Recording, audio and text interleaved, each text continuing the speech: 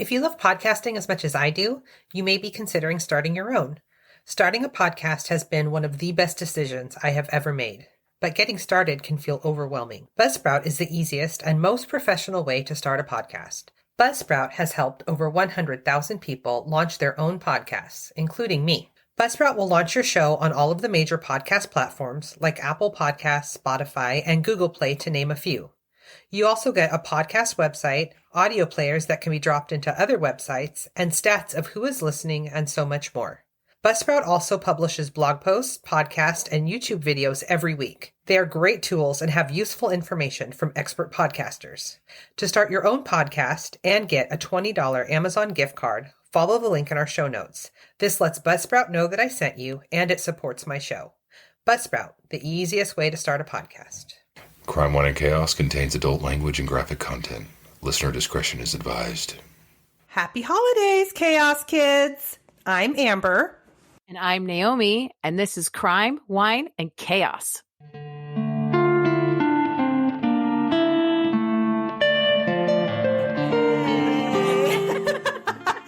Hey, sister! Hey, sister. You know what? What? Didn't they used to do that on Grey's Anatomy? Dance it out when shit's just dance it out. Stressful. Exactly, you just dance it out. That's exactly. You know what? Right. That's my little pocket of the week. That's funny. I'm actually in another rewatch of Grey's, because it's on the Netflix, so you can watch all of it, and it's like my background show that I always go back to when just put it on, and I'm. Whatever I'm doing, sometimes I'm watching, sometimes I'm not. I've seen every episode more times than I can count. So, yep, dance it out. Dance it out. Good for you. Dance it out. Dance it out. What's new with you? Oh my goodness. Well, it's the holidays are here. I'm almost actually ready. I mean, most of our listeners probably could tell by now, we record a little in advance of when the episodes drop. So while they are listening to this, hopefully on Christmas morning, Merry Christmas. There's your Christmas present from Crime, Wine, and Chaos. It's not actually Christmas yet, and I'm trying hard to be fully done with all of my Santa-ing so that I can just relax.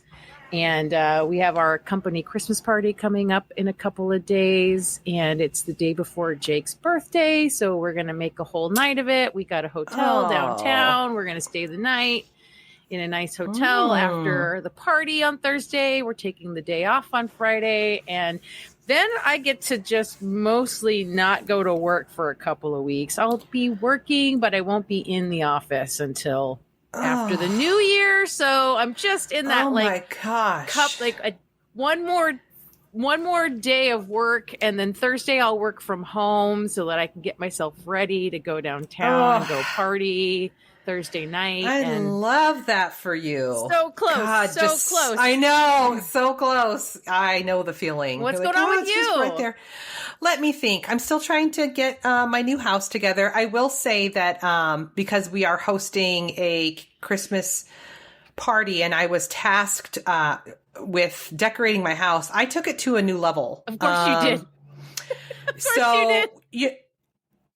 We've got that sort of grand staircase with two sky bridges. Yeah, in your mansion. And then there's also, it's not a mansion. And then there's also a very tall platform that's connected to the sky bridge.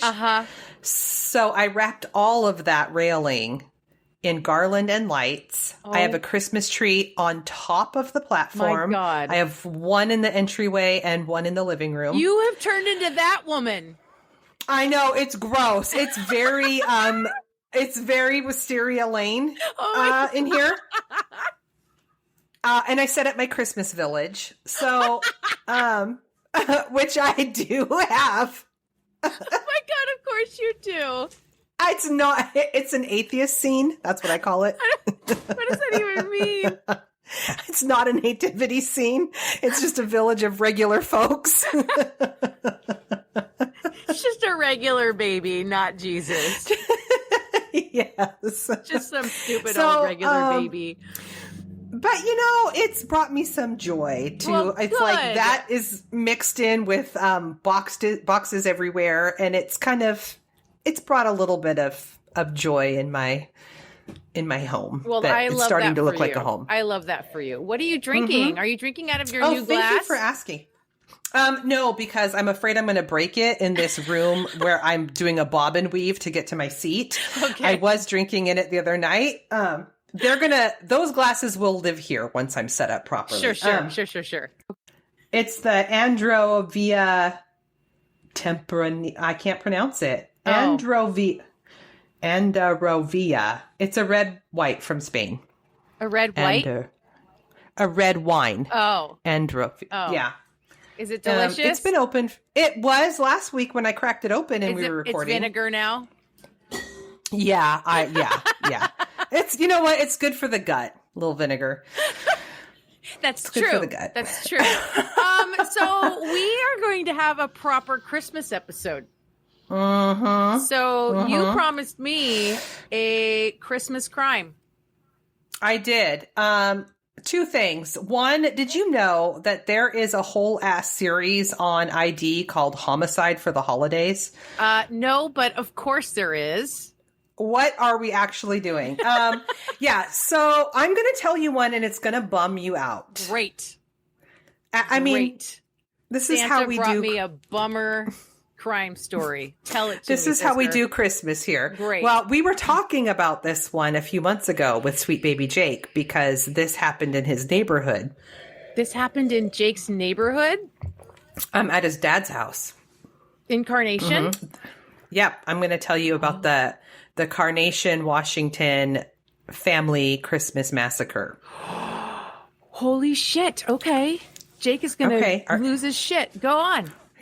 All right. So Carnation, Washington, for those listeners who aren't in Washington, is about 25 miles east of Seattle. It has about 2,000 residents. It's pretty rural, and most of the people who live there work in the farming industry. Because it is so small, it's really close-knit and friendly, and everybody knows each other. Have you ever been to, I think it's in Carnation, Remington Farms? Oh, my God. You mean so cute. Remington or Remlinger? Oh, that's right, because I used to call it Rim Liquor as a joke. Jake can tell you about Remlinger Farms, too. He knows those people. He knows the people that run it, the family that owns it. Whoops, sorry. No disrespect to the Remlingers. You know how you do little tricks in your mind to remember names? No, it didn't totally. work because I called it Remington. Remlinger's berries are my favorite berries. You can buy them in the grocery store locally around here in the freezer section, and they are the best berries. And they're the best. They make amazing pies. In fact, Jake literally tracked down a Remlinger pie for Thanksgiving this year because their boysenberry pie, I think it's boysenberry or Marionberry, one of those two. They make delicious pies. Yes, I've had their jam. It is delicious. Remlinger. It's amazing. So anyway, it's considered a really safe place to live and to raise a family. Violent crimes are pretty much unheard of there. This was true up until December 24th, Christmas Eve of 2007, which was the day that one of the worst murder cases in Washington state history happened in Carnation. Wow. How do I not know this story? I don't know. So drugs, too many drugs. That's okay, sister. You're clear-headed right now, and I'm going to tell you. Okay. I'm going to tell you, and it's going to be all good. Okay. We are going to talk about the Anderson family. So Judy Anderson, she's 61, and her husband, Wayne, is 60. They've been happily married for 31 years. Judy worked for the post office, and Wayne worked at Boeing as an engineer. They had 3 children, Mary, Scott, and Michelle. And Scott was married to Erica. Scott and Erica had 2 little kids, Olivia 5 and Nathan 3. So Michelle Anderson, who is she is 29. She lives on her parents' property with her boyfriend, Joseph McEnroe, who's also 29, in a trailer. They're on like 10 acres. Oh, you know what? I think I'm remembering now. Okay, keep going. Yep. And is she the oldest of the kids or the youngest, Michelle? Michelle is the youngest. Okay. Yeah. So she's living on her parents' 10-acre property with her boyfriend in a trailer, and they have pretty unexceptional lives. That's rude. Why did I write that? They're not doing anything. They're not doing noteworthy. Anything. No, right. Okay. No. I got you. Yeah. Okay. So they both really struggle socially. I'm assuming they're living there for free, probably. Yeah. Okay. This is classic, right? So they met each other online in a fantasy fiction chat room. Okay. And I think from what I gather, they just live their lives in their little, I imagine, dirty trailer, like gaming, and that's about it. Not working, you know what I mean? Yep. So it's Christmas Eve 2007, and the family is getting together at Judy and Wayne's house. There's a roast cooking in the oven, and Judy was just finishing up wrapping gifts for her grandkids before they arrived, and Wayne was on the couch watching TV. That is when Michelle and Joseph came into the house, each armed with a handgun, and Joseph distracted Judy while Michelle shot her dad. Whoa, she shot her dad? On the couch? Yeah. This case is tough. I'm just going to trigger warning across the board. It's tough. Okay. So her gun jams. So Joseph goes over and shoots Wayne for her, and then went and shot Judy and killed them both instantly. Oh. Yeah. So they cleaned up the room and dragged both Judy and Wayne out to a shed behind the house. And then they went back inside and waited for the rest of the family members to show up. Her brother and sister and her sister-in-law and her niece and nephew? So her sister isn't one of the guests. I don't know if she lives out of state, but it's her brother and his wife and the two little kids. Okay. Mm-hmm. So about an hour later, Michelle's brother Scott with his wife Erica and the two little kiddos showed up for the holiday celebration, and they came into the house and nothing seemed off, because they had cleaned up. So they sat down and got comfortable, and that's when Michelle fired at Scott, and she shot him a total of 4 times. Yeah. This is a trigger warning. This is bad. So Erica manages to call 911. It's around 5 p.m. And on the call with the dispatcher, she is heard screaming, saying, "Not the kids, not the kids." Oh, no. And then the call ends. Yeah. Yeah. So Michelle then shot Erica twice. And at this point, Michelle was out of bullets. So she tells Joseph that he needs to shoot the kids. And so I know. So Joseph does what Michelle says. So with a total of 14 bullets, Michelle and Joseph wiped out all 6 of Michelle's family members. Oh my God. I know. Fucking terrible. I mean, I can't imagine showing up for Christmas at your parents' house. And I can't fucking imagine. Yeah. Do you need a minute? I'm okay. I'm not. Okay. But. Okay. Keep going. So, okay. The next day, December 26th, at the post office. The 25th, you mean? Oh, sorry. Oh, no. So it wasn't the next day. On December 26th, as the post office employees are returning to work. So it's been a day and a half now. Okay. After the holiday, Linda Teal, an employee at the post office, was surprised when her best friend Judy didn't show up for work. And Linda knew it wasn't like Judy to not show up, so she was afraid that something was wrong. So she left work and went to the Andersons' property, arriving shortly after 8 a.m. Okay. The gate to the property was locked, which was weird, but this was done by Michelle after the murders. She locked the property up. These people are just so fucking stupid, Michelle and Joseph. So Linda got out of her car at the gate and walked through the property and onto the front porch. She went in the front door. And when she entered the house, she immediately sees Scott Anderson lying on the floor. And not far from Scott were the bodies of Erica and Nathan, the little boy. And then when she looked closer, she could see Olivia behind her mom on the floor. Oh, my God. They just left them there? Yes. So the only reason they moved the parents was so that they could get away, so that they wouldn't be seen when her brother and them showed up. They acted all like, come on in, Merry Christmas, blah, blah, blah. Yeah. Mm-hmm.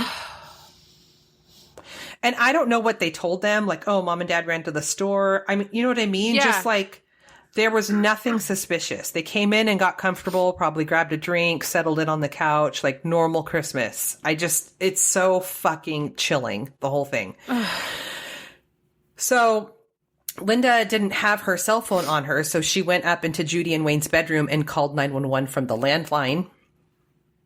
And the phone call between Linda and the dispatcher was around 30 minutes long, and Linda told the dispatcher that Judy and Wayne's daughter, Michelle, lived on the property in a trailer, and Michelle had been upset with Judy and Wayne over money, and she worried that Michelle may have been involved in the killings. Okay. Yeah. This is scary. Linda said on the phone, quote, "The gate was locked, which makes me wonder if her daughter did it, which is scary because then I might be up here with a murderer." Yeah. Yeah. Yeah.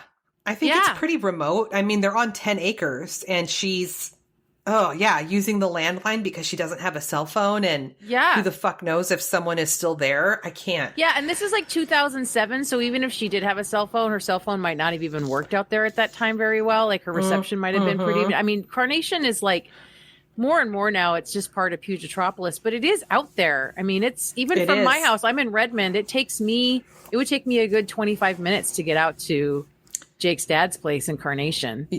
Yeah. Ugh. It's so terrifying. So terrifying. So the police arrive at around 9:30 a.m. and they find Scott and Erica and Nathan and little Olivia. All four had been shot in the head. They began combing the house for evidence, and when officers went outside to the shed, that's when they found the bodies of Judy and Wayne. Yeah. So around 3 hours after the police arrived, Michelle and Joseph come pulling up to the Anderson property. And they're just like, hey, Where the fuck were they? I'm not sure where they were, but they didn't even they weren't alarmed by the police presence. Michelle didn't ask if her parents were okay. They just were like, oh, wait, what's going on? Hey. Yeah. What? Yeah, really weird. Mm-hmm. They have to. They're addicts, right? I don't know. It didn't say that, but I mean, there's definitely, I think, some mental health issues going on here. This just sounds like the behavior of people that are loaded. You know? Which part? Just the disconnect, you know? And like the selfishness, like the whole thing about they're arguing about money. It's like, why does she even need money? She's got everything taken care of.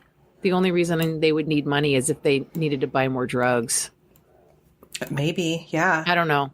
Just a thought. I don't know either. Yeah. So the police start questioning Michelle and Joseph, and they say that they were on their way to Vegas to get married, but they got lost, so they turned around and came home. They got lost trying to get to Vegas? I'm not sure. Yeah. But they couldn't find a freeway? What? I'm not really sure. They were going to do that.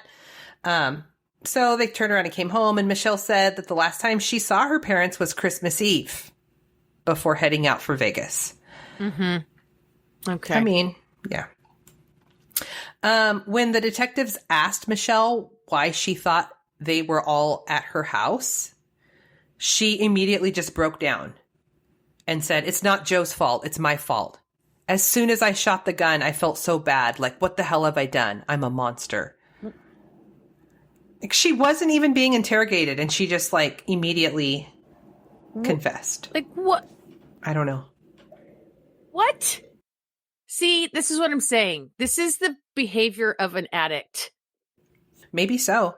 Yeah. I mean, there definitely something isn't firing off correctly in their brains, you know. Obviously. Obviously. The detectives asked Michelle why they had to kill the children, and she said because they would have been scarred for life after seeing what happened to their parents. Oh my God, it's like that guy from the Mount Vernon case. Remember that teenager who was like, "Oh, I wish I would have killed her so she wouldn't have to deal with this trauma." Yes, and how weird it such a fucking weird disconnect of oh my God. You care about the trauma that I don't understand. Which also is bullshit. Like you would have had, I mean, on the one hand, it's like they would have had witnesses, but then on the other hand, like she's barely being questioned and she already confessed. So I'm not really sure what the fuck these guys. Yeah, what is she even doing? I have no idea. She went on to say that her brother Scott owed her $40,000 and refused to pay her back. And that her parents had started saying that after the new year, they were going to start charging her rent for living on their property. I mean, she's fucking 29 years old. Seriously. They had already been there for a year living for free. Okay. So there is by something all accounts, so wrong. It's like the notion that a money problem, in her mind, it's a money problem. The notion that the solution to a money problem is like full family annihilation is so insane. Yes. Yes. I mean, we're talking about, first off, $40,000. It's like, we're not talking, this isn't millions. This isn't the fucking cartel. Like, not that any amount is worth killing people, but it's so sad when it's so insignificant. Like, what the did seriously? She think that if she killed everyone, then all of their assets would go to her? Maybe, or if nothing else, they could just chill on the 10 acres, unbothered. Well, who was bothering them before? Well, you know, they were going to have to start paying rent at 29 years old. And you know their parents were going to charge them like $500 a month. It was going to be like a token amount. Probably, yeah. Right? Yeah. Like she could have made that working at McDonald's. Totally. And here's the thing that I'm constantly always like perplexed over nature nurture. Like by all accounts, Mary and Scott were doing really well. And Michelle is just like a fucking dud of a human. And I'm not quite sure like how are we even related? Yeah. How are you 29 years old and you don't have a job and you live in a trailer on your parents' property and you think it's bullshit that they're going to charge you rent? Like what is going on? I don't, I anyway, so they asked Michelle how long she had been planning the murders, and she said that she had decided about 2 weeks ago that she would kill her family on Christmas Eve, and that she asked Joseph to help her. And the whole time Joseph is just standing there next to her while she's crying and telling the police everything? I don't know. What is he doing? He's just like picking his I'm not sure where what? You know what? He's probably in the trailer gaming. Just like, someone's here right now. He just walked out of the car and like went to the trailer and picked up the controller. Yeah, you got this handled. I need a snack. I gotta go. You're good. We're good. I have a raid to. Oh my God. Okay. So, yeah, they end up both confessing and talking to authorities for about 2 hours, and they went into detail about who killed which family member. That's how we know. And told the detectives that they tossed both of the guns into the Stillaguamish River. Okay. Where do they even get these guns? They don't even have jobs. How are they buying guns? I'm not sure if they bought them. My inclination is that, like, this is a family that lives on 10 acres. I wouldn't be surprised if those were her parents just had them. That's true. You know, that's true. Not uncommon when you're living the rustic life. This PSA brought to you by Naomi. This is a good reason why, even if you have legit reasons to own guns, they should be locked away. by the person who owns them, and only the person who owns them should have access to them. Yeah. It's also that thing too. This happens. This is not the first case where it's the parents that own the guns and their adult child that I don't know that the parents necessarily saw. I mean, it's easy for us to see all the red flags of Michelle and Joseph being 30 years old and like living in like fantasy fiction chat rooms and in a trailer. Like, to me, that's a big mental health red flag, but you know what I mean? I don't know that the parents, like everyone on this property is an adult. So sure. I don't know. You know what I mean? I do. It's so hard. Ugh. Yeah. I don't know. It's kind of fucked. So on December 28th, Michelle and Joseph were each charged with 6 counts of aggravated murder. They made it a total of 4 days. Okay. Before they were charged. Okay. I mean, they're not really very good at this. And scene. And scene. God. Mm-hmm. So, even though they confessed and they were charged, the trial process took forever and cost taxpayers millions of dollars. Why? Because in October of, fun fact, in October of 2008, King County prosecutor Dan Satterberg said he would seek the death penalty for Joseph and Michelle. However, this received significant pushback from Judge Jeffrey Ramsdell, who ruled against it. And Governor Jay Inslee also said that no one would be executed while he was in office. Which is true. And I'm here for that. Yep. I'm also anti that. 100%. We don't want to give the state the power to murder its citizens. No, we don't. But because of all of that, it wasn't until September of 2013 that the Washington, Also, too, during this time, so they're charged in one of the last 2 days of 2007. So basically 2008.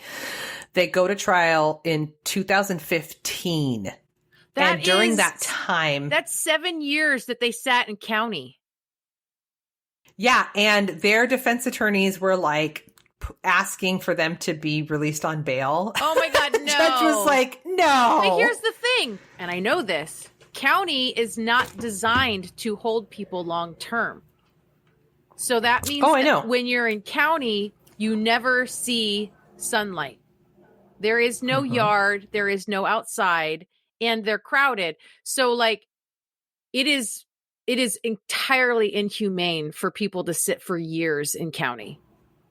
I agree. I used to tell people that all the time, that prisons were nicer than jails. They are. And for exactly that reason. It's designed to be permanent housing. There is the rare instance, and I only know this from my previous life, of transporting people from Monroe Penitentiary. If it was going to be a long trial, or if they were very dangerous, they would be housed in a prison and transported for court. Yeah, sometimes. But like on rare occasions. Yeah. These two should not have sat in county for 7 years. That is cruel and unusual. Agreed. I'm not sure. It didn't say where they were sitting, but I presume that that's probably where. So it was September 5th of 2013 when the Washington State Supreme Court overturned Judge Ramsdell's ruling regarding the death penalty and ordered that the trials of Michelle and Joseph would go on and that they would be tried separately. So Joseph went to trial first on January 20th, 2015. And King County prosecutor Scott O'Toole was pushing for Joseph to be sentenced to death, while Joseph's defense attorney argued that he was mentally ill and he had been coerced into killing the family by Michelle.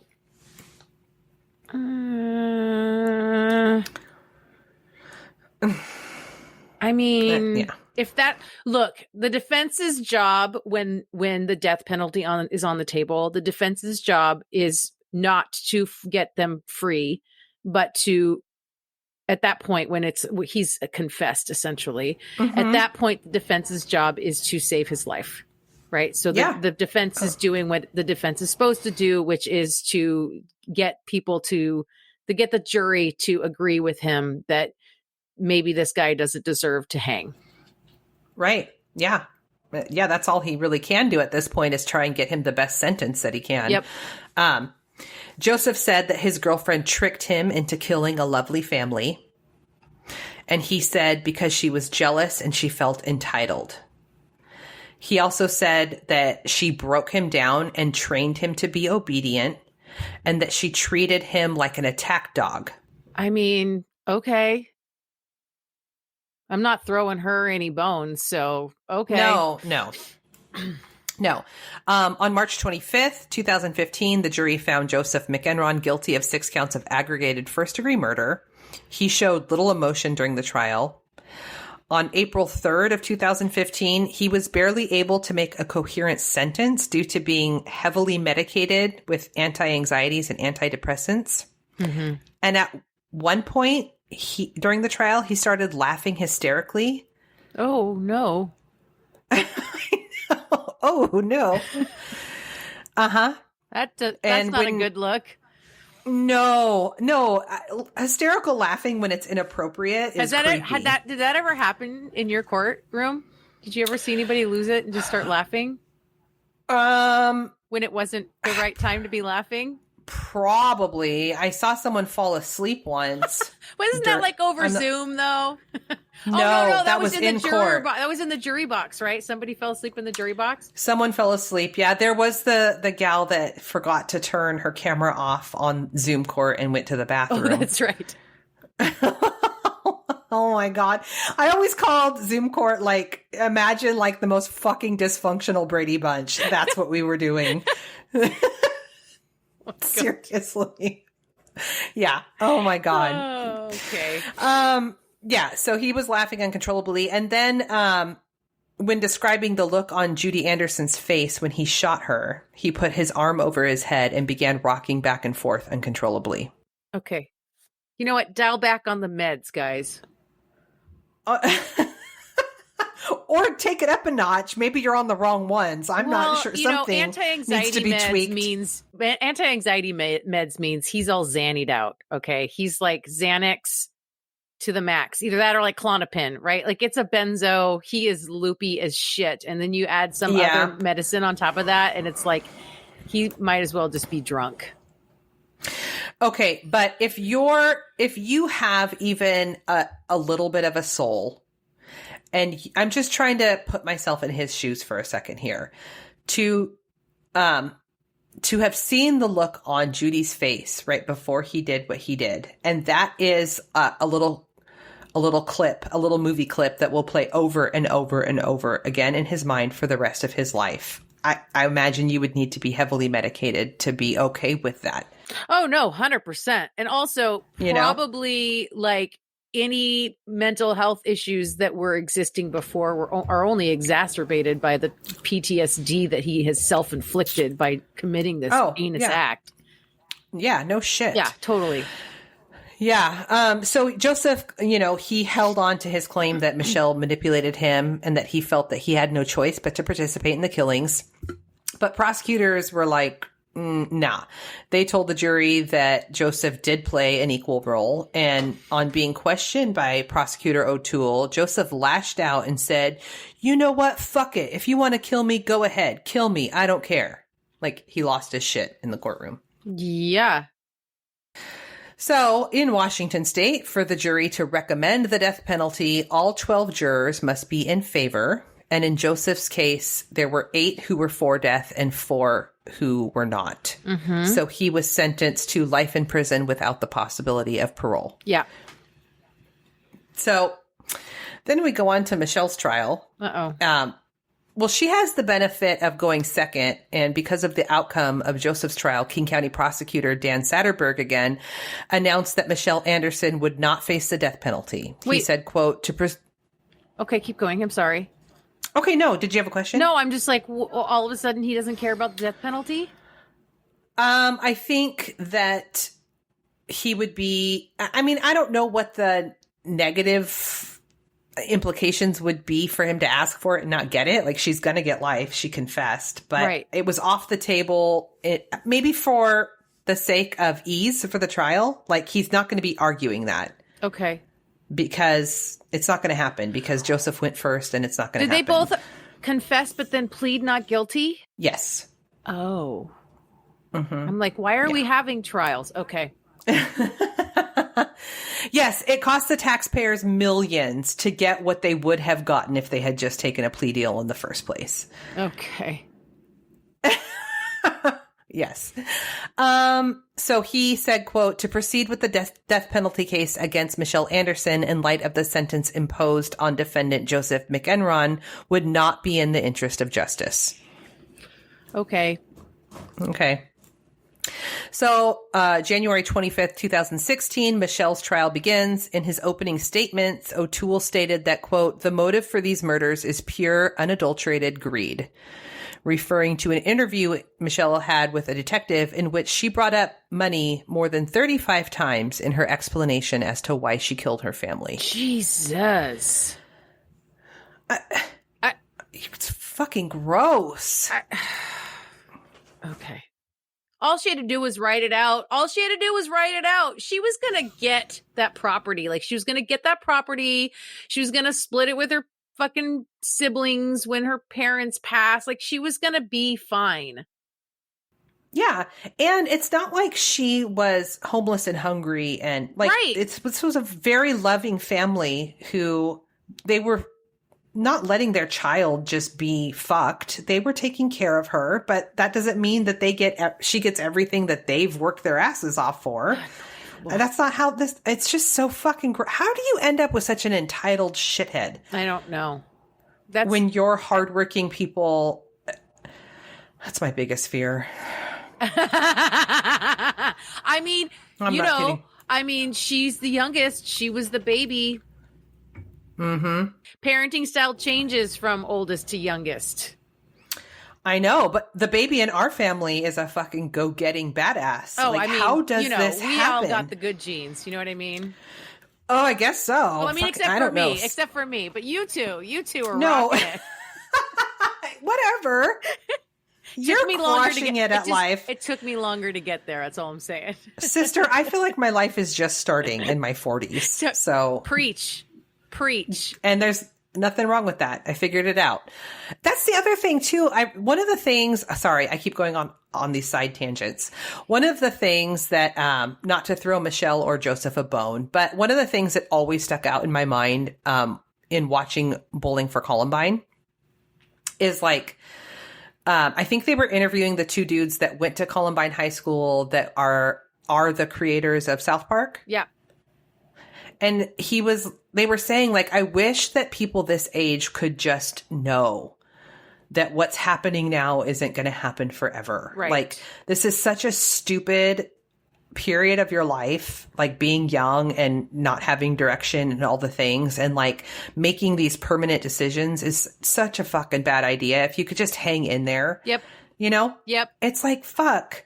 Yep. That's just what I thought of when I said I feel like my life started at 40 is like, yeah, she's 29. She should be doing better. But at the same time, it's like, yeah, you know, yeah, you could have made your own millions. Like, ugh, so fucking frustrating. Yeah. So anyway, so she talks about money 35 times. The tape of Michelle's confession sent mixed messages to the jury because she calls herself a monster and a bad person for murdering her family.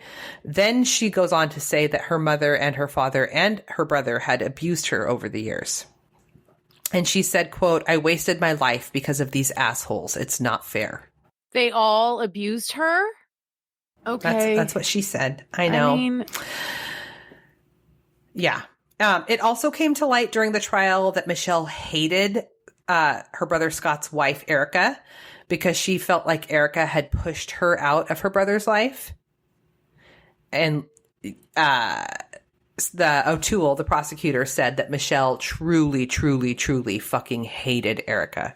Pushed her out of her brother's life, the same brother who was an asshole who abused her. Mm-hmm. And then who she killed. Right. Okay. Right. Yeah. Mm-hmm. You're right. Mixed messages. Towards the end of her trial, Michelle also had an outburst in which she yelled at Judge Ramsdell, telling her she was going to file charges against her court-appointed attorneys, whom she was convinced had been lying to her. She had wanted to temporarily leave jail and find her own private counselor, but she was not granted permission to do so. And so she blamed the judge, who she said was violating her rights. I agree on some level that her rights probably were violated, but nothing good ever comes from yelling at a judge in their courtroom, ever. No. No. I mean, not if you're trying to actually get results. That's not going to do it. No. And also, like, she's clearly not well. She's unhinged, right? Right. So Michelle's attorneys didn't call a single witness to the stand during her trial, citing how difficult she had been refusing to cooperate or communicate with them. That tracks. Yeah. On March 4th, 2016, Michelle Anderson was convicted of 6 counts of aggravated murder in the first degree. And on April 21st, she was also sentenced to life in prison without the possibility of parole. Yep. Christmas. Wow. Just trying to have a family Christmas. Oh, my God. You know what? It puts things in perspective, though, doesn't it? Oh, yeah. You know, when I did the Gainesville case, yes. and the thing that got you was Grandpa coming in with the steaks. Yeah, this one got me in that same way. Yeah. Just totally unassuming, like, this is what we do every year on Christmas. And I'm just picturing, like, mom has a roast in the oven, dad's on the couch watching TV, brother and sister-in-law come in with their kids who are all excited.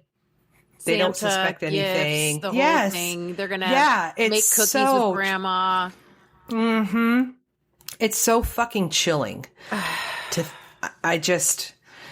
Yeah. Fucking awful. Wow. Sister, that was a bummer.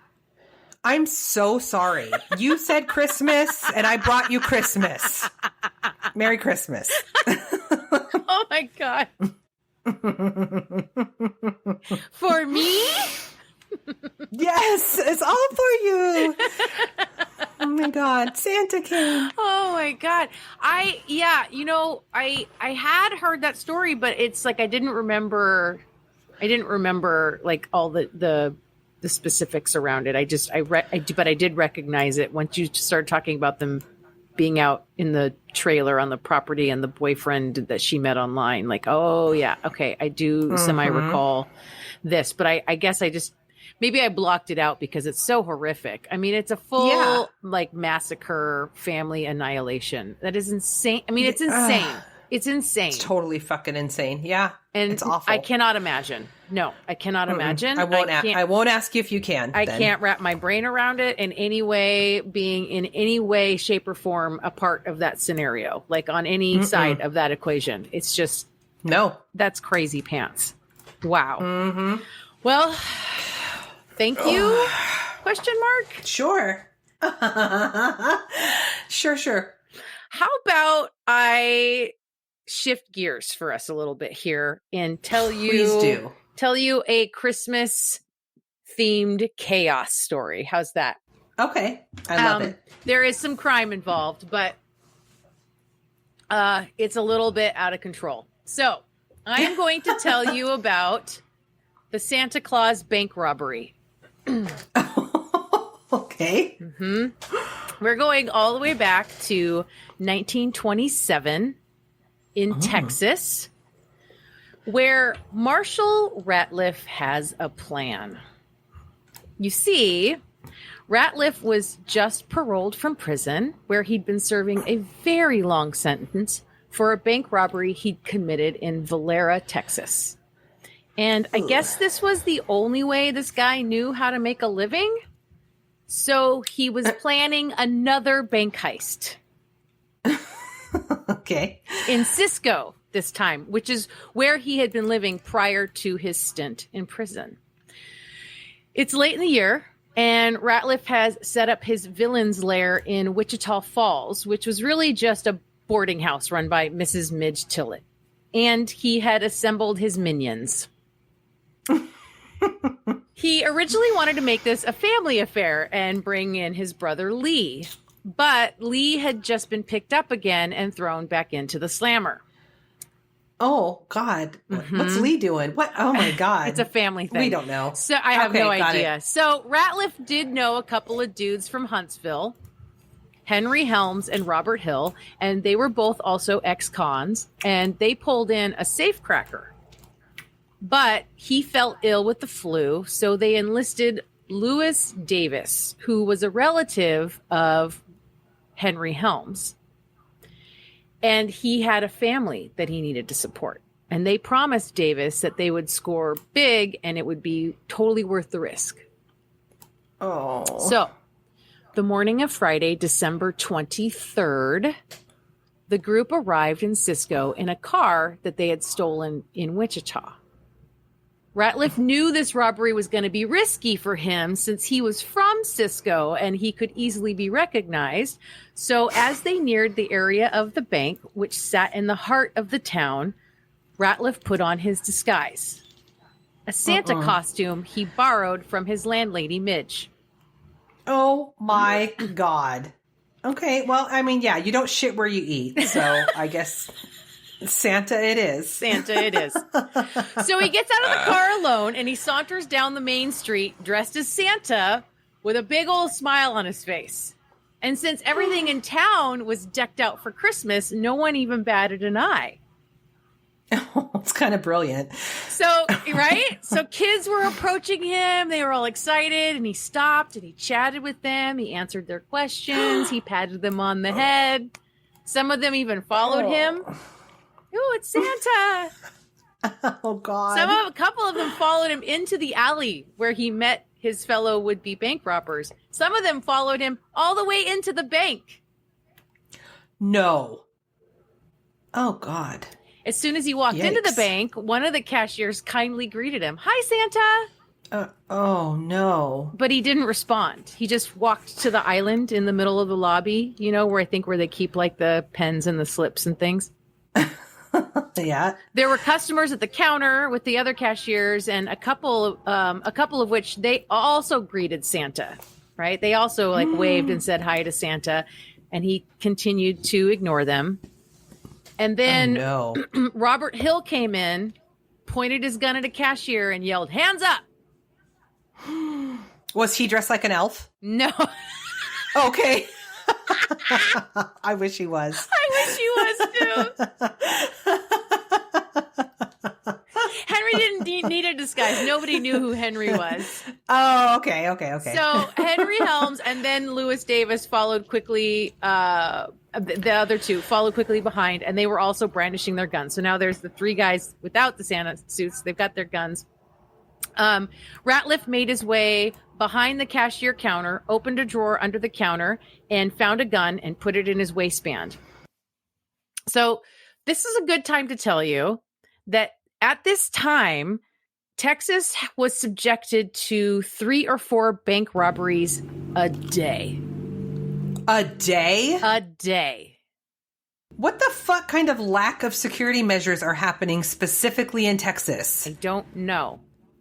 Oh my God. So the Texas Bankers Association was offering a $5,000 reward, which I don't know how much that is in 2022, but I think a lot, to anyone shooting at a bank robber during the crime. Oh, okay, Texas. God. Because regular folks are just in the bank with their guns. Well, I imagine this is why there was a gun just chilling in a drawer at the cashier window, and it's likely how Ratliff knew he could probably find one there. Oh my God. So now like, all 4 I just robbers... lucked out and got my Christmas money. So now all 4 robbers are armed, and then Santa proceeded to rob the bank, including the vault, while the other 3 men kept their guns, some of them automatics, trained on the customers and the employees.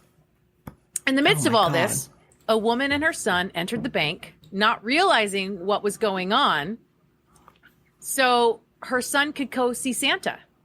In the midst of all this, a woman and her son entered the bank, not realizing what was going on, so her son could go see Santa. He's in this bank with those other 4 weird guys. Yeah. Let's see if he has a candy cane. So as soon as she figured out a robbery was in progress, she grabbed her son and ran to the office in the back, yelling when she got there, "They're robbing the bank!" And then she made a beeline for the door in the back of the office that emptied into the alley, shoved her son out the door, telling him to run, and then she ran out the door herself as the robbers were yelling at her that they would shoot if she left. So my God. She went running straight to City Hall, screaming the whole way that the bank was being robbed, and got to City Hall, told the police there's a robbery in progress. So basically, the whole town knows now. Oh, shit. Police Chief G.E. Bedford, otherwise known as Chief Bit. Shut up. Mm-hmm. Why? I don't know. What? Why? It's Texas. Oh my God. Chief Bit. Mm-hmm. He grabs a riot gun and some of his officers, and they make their way to the bank, and they post up around the outside, forming a perimeter, right? Mm-hmm. No one is really sure who fired first, and ultimately, it doesn't really matter. A shootout began. Sorry, it's not funny. No, a bullet came out of the bank through one of the plate glass windows, and the officers returned fire. But then, just a shit ton of gunfire breaks out. Many of the passerbys who had guns on them started firing. Mm-hmm. And even more had rushed to the hardware store to get pistols and rifles. People are buying guns mid-shootout? Yes. Shut the fuck. You're like, I need to find an ace right now. Yes. I want in on this. I want in. Oh my God. It was either the postmaster or the assistant postmaster that managed to hit one of the robbers in the arm. And of course, innocents were not well protected. One cashier was hit in the jaw and one customer was hit in the leg. So the robber gang rounded up everyone in the bank and forced them out the door towards the stolen getaway car. Some of them were injured in this process. Most of them got away, but the four bandits kept two little girls as shields / hostages. Oh, fuck right off. 12-year-old Laverne Cummer and 10-year-old Emma Mae Robertson. By the time the 6 of them got to the alley where the car waited, more than 100 rounds had been fired in the shootout. Shit. In the end, 3 of the 4 officers were shot, 2 of them mortally, including Chief Bit. Oh. He had stood at the head of the alley in an attempt to block their path to the car and been shot 5 times.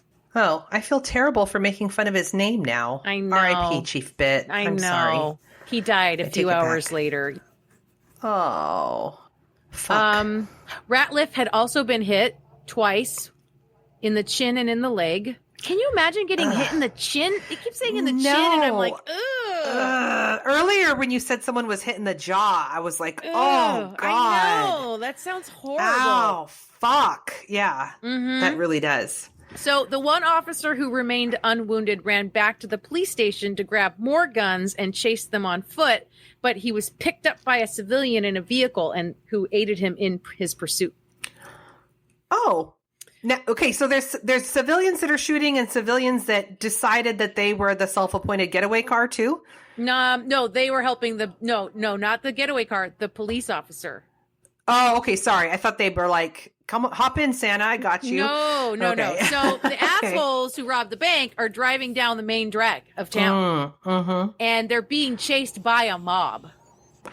Oh, shit. When they realize they're almost out of gas because they forgot to fill up before the robbery.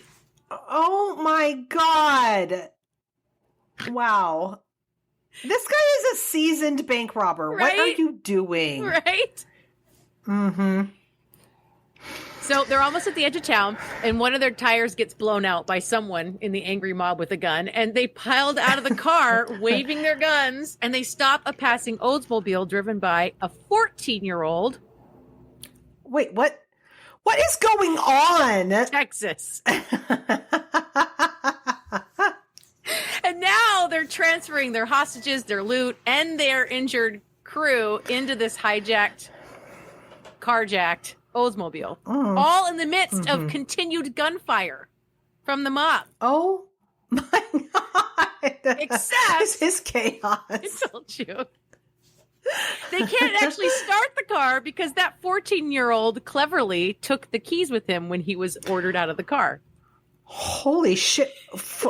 In all of this, the fucking 14-year-old for the win. Yeah. I just out getting some milk. Yeah. Or a last-minute gift for his ma. Sure. So by this time, Lewis Davis was unconscious, and they decided to go back to the original getaway car. And with the tires blown out and no gas? Yeah. And they left and they left Davis behind. But Robert Hill got hit by a rifle bullet during this second shuffle, and it was only later that they realized it wasn't only Davis that they had left behind in the Olds, but also all the stolen money as well. Oh my God. Fucking idiots. God damn it. The mob found Davis and all the money and took a pause from chasing the rest of the robbers. The money was returned to the bank. There was $12,400 in cash and $150,000 in non-negotiable securities. So that equals $205,500 in cash in today's money. Shit. And the non-negotiable securities were probably government savings bonds that today, $150,000 then translates to $2.4 million today. Holy shit.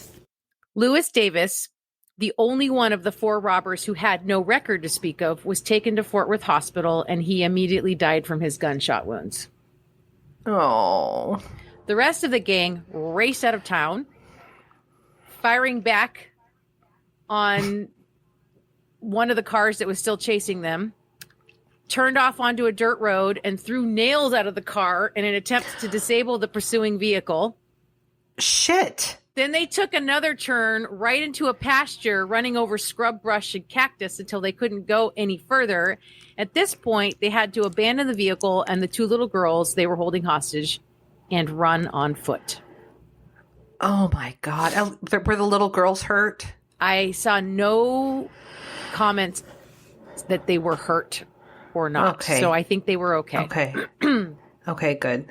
An official in Cisco had put a call in to Sheriff John Hart of Eastland, Texas, which was the county seat. And he and his deputies piled into their cars and headed out to join the manhunt, starting at the abandoned vehicle. They were followed by a bunch of reporters, including Boyce House, who wrote, quote, "Officers and citizens poured in from all that section of the state, and such a manhunt as Western Texas had never seen before was soon in progress. Many members of the posse were on horseback or on foot as they beat their way through clumps of trees, searched high grass in the bottoms of ravines, and peered around boulders and canyons." End quote. Jeez. God. The searchers discovered various items, mostly blood-stained rags and bandages, but the fugitives eluded them and managed to steal another car the next morning on Christmas Eve day. The search continued all day Saturday and through Saturday night with no success. That evening, at a church service in Eastland, when St. Nicholas entered the building, a little boy called out, "Santa Claus, why did you rob that bank?" Oh, no. Yeah. Oh, no. God. He's really tarnished Santa's reputation in this town. Yeah. Oh, no. Ratliff and his crew wrecked in Putnam and carjacked another vehicle from a young driller named Carl Wiley, forcing Wiley to drive for them. And as the car drove off, Wiley's father shot at them with a shotgun and only managed to shoot his own son. Oh my God. There's just a lot of guns in Texas. There's a lot yeah. Oh my God. Things were getting rough for the three fugitives. They hid out all night with nothing to eat but oranges, which they did not share with the injured Wiley. They were all wounded, hungry, and cold.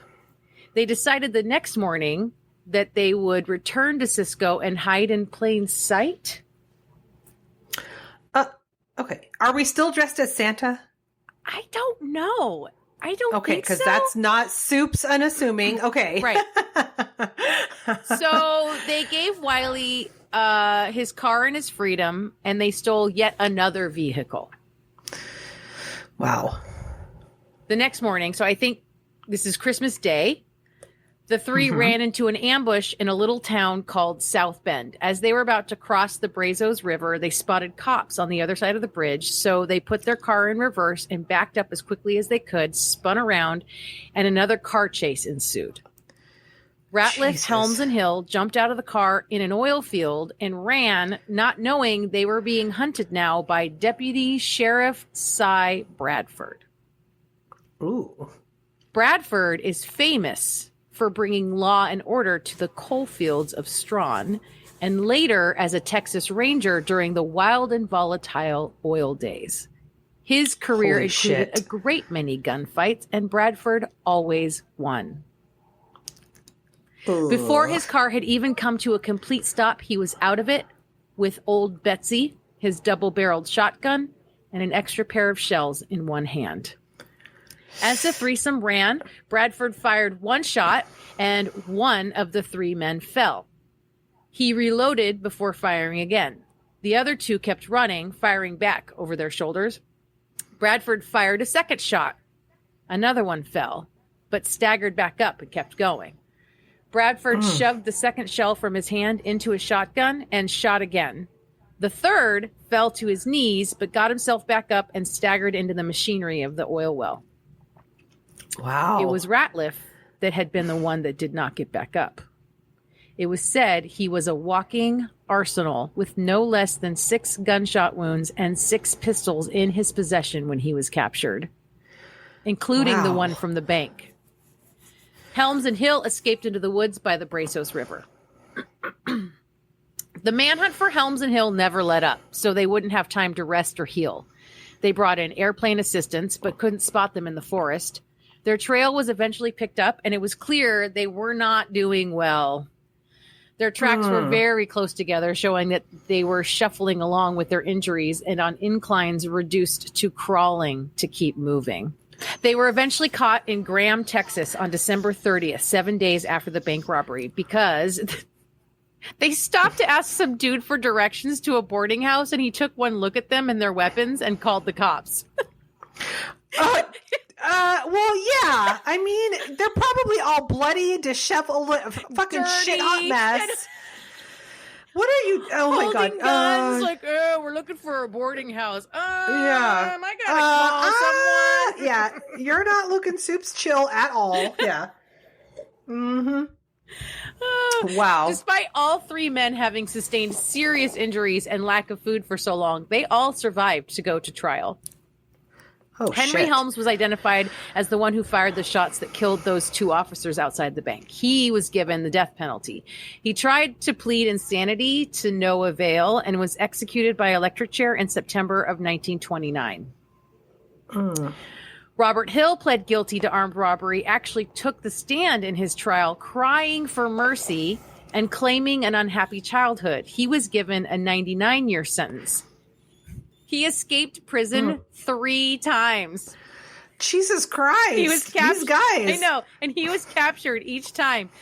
He finally calmed down and was actually paroled in the mid-40s. And supposedly he changed his name and lived a normal life and died in 1996. Oh, well, good for him. Ratliff, actually the first one to go to trial of the 3, was found guilty and sentenced to 99 years for armed robbery at the end of January 1928. That was literally like a month later. It was so fast back then. It was so fast back then. They did not mess around. No appeals. Nope. Yeah. A couple months later, at the end of March, he was also found guilty for his participation in the death of the 2 officers and sentenced to death, although no one actually witnessed Ratliff, dressed as Santa, fire a gun from the bank. He appealed, also pleading insanity, and when that failed, he really started playing it up, acting erratic and behaving oddly, right? His mother filed for a lunacy hearing in Huntsville. The people of Eastland County were getting pissed.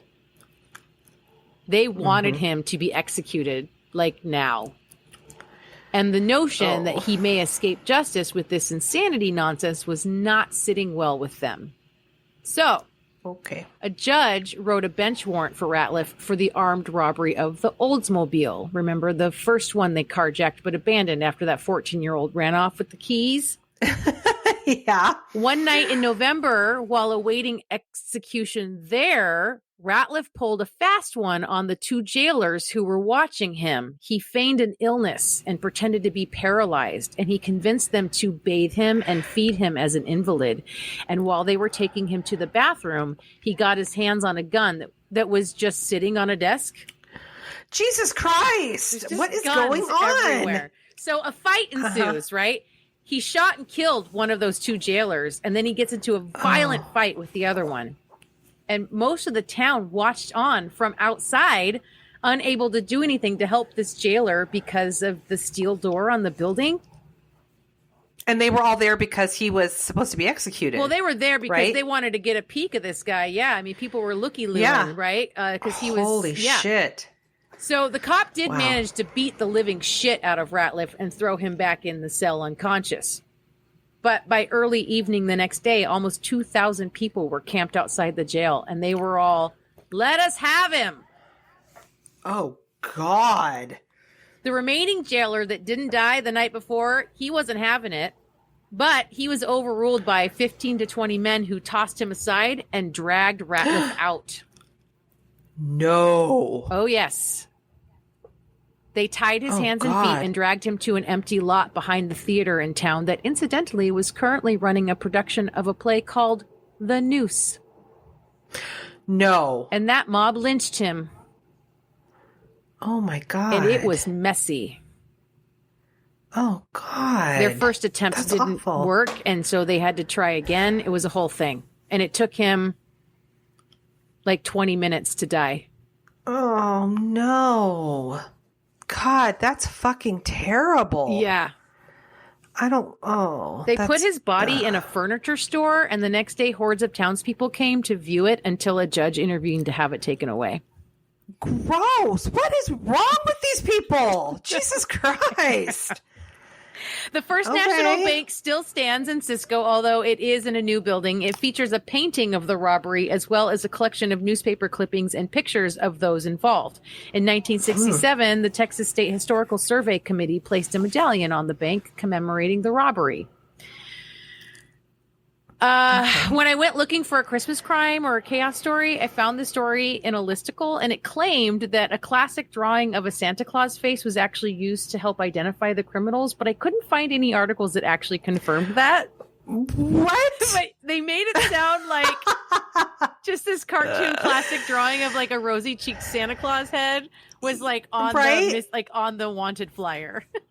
Oh my God. I fucking hope that happened. I hope that's true. We brought in a sketch artist and they just drew Santa. Yes. Have you seen this, man? Right. Oh my God. I fucking love that so much. And that is the story of the Santa Claus bank robbery. Wow, sister. That was fucked. Oh my. I don't have any words for that one. Holy shit. Thank you for that. Things were different in Texas back then. Apparently. Just a little bit, though. Just. Wow. Well, sister, we did it. We did a Christmas episode. We did it. We did a Christmas episode, and I'm really proud of us. And I'm a little bit bummed, but you know, I think that this wacky bank robbery sort of made up for it. Sort of. Well, until it got to the lynching. The lynching was bad. Yeah, that really put a bummer in. I'm sorry. In that. That's how that That's ended. okay. Mob. That's okay. Mob I understand. Rule. Mob rule, you know? Well, anything for the good of the order? People should follow us on all the socials. We're on all the things. We're on yes, the Facebook, all the socials, the Instagrams. We're on the Twitters. You can find me on the Twitters at Miss Nomers. You can send us hate mail or love mail or, oh my gosh, did you see this mail at crimewineandchaos@gmail.com. Yep. Give us 5 stars. Tell your friends. Send them this episode and say, Merry Christmas. And to all a good night. Oh my God, Sissy, that was fun. And that was also really, really, really, really fucking chaotic. Have a chaotic Christmas. Bye, chaos kids. Bye. Bye. Thank you for tuning in to this episode of Crime, Wine, and Chaos. The podcast art was done by Joshua M. Davis. Music by Paul Abner. You can find us on Facebook at Crime, Wine, and Chaos, on Instagram at Crime, Wine, and Chaos Pod, or check out our website at crimewineandchaos.com. Cheers!